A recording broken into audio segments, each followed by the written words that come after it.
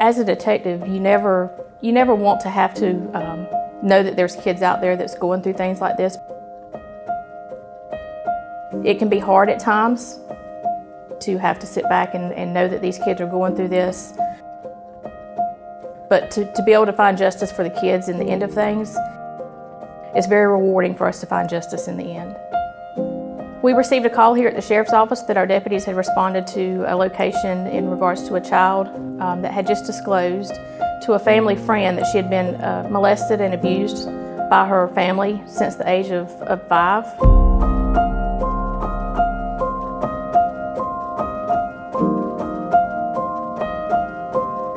Being a mother of 2 and having teenage kids at home, it's troublesome to know that this kind of activity goes on with so many kids that we as law enforcement are just astonished by. There's so many kids out there that you never know, in looking at a kid, whether you be in town shopping or being at the softball field with my daughter, how many of these kids are affected. We actually set up a CAC for that child. The child was released to a family member by DFACS. That family member brought the child to the CAC the following day to be interviewed. We were called to the Child Advocacy Center for what we call an emergency CAC. That's when law enforcement has a child that needs to be interviewed immediately because of the nature of the case. In this case, we had 2 children, a girl and a boy. Through the interview, we were able to learn that their parents were the potential perpetrators and that we had no idea at that time where they were located. We use the Child First protocol here. All our forensic interviewers are trained in that protocol. What I noticed about this young lady, and all interviews are different, this child, she had a very flat affect. She kept her head down. She made very little to no eye contact with me. She kept her head down and her hair kind of hanging in her face the entire time. She was almost, what I would say, broken. She told me this abuse had started when she was 5 years old, so she's 12 now, and this went on constantly, like she said, 15 to 20 times a month. So it was hard for her to make the disclosure, only because she was so protective of her mother. Normally, as a victim advocate, I would meet with the parents at the CAC. This is where the children are interviewed, and the parents, as well as myself and the prosecutor and law enforcement, will sit in a room and discuss what the child said and then what happens after the investigation is complete. But in this case, that did not take place because the parents were being investigated.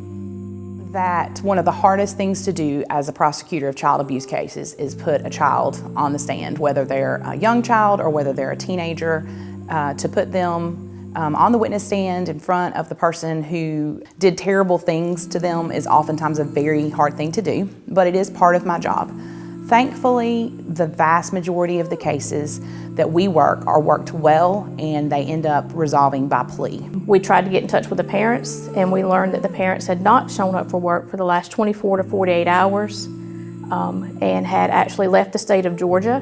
We put out a nationwide BOLO for the vehicle where they were found across country actually trying to leave the United States.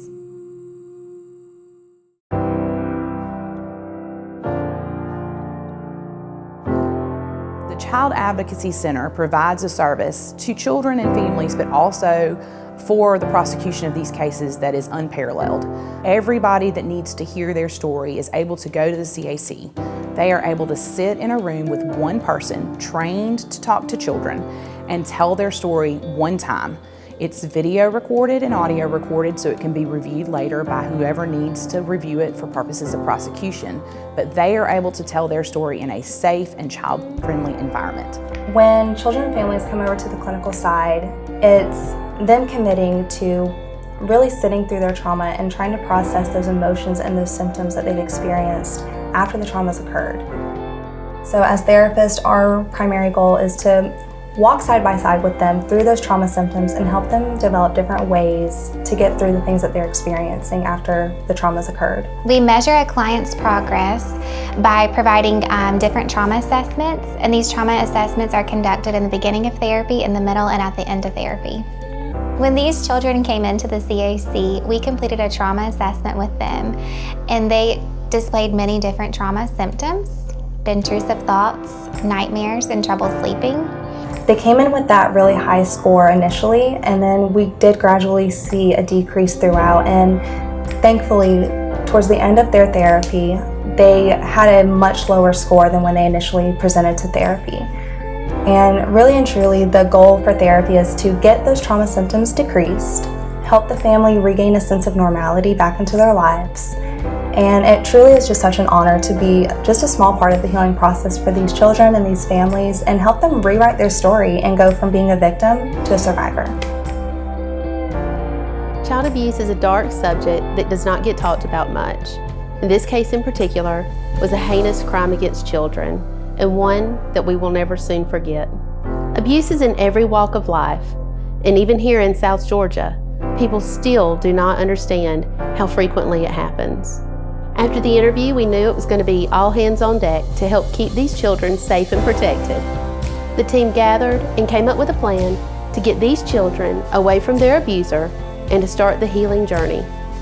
The Children's Advocacy Center, law enforcement, the District Attorney's Office, medical professionals, and the Department of Family and Children's Services worked together and developed a coordinated strategy to support a child in need. We work together to identify vital resources so children and families can begin to heal and build resiliency. I think it's better to pray.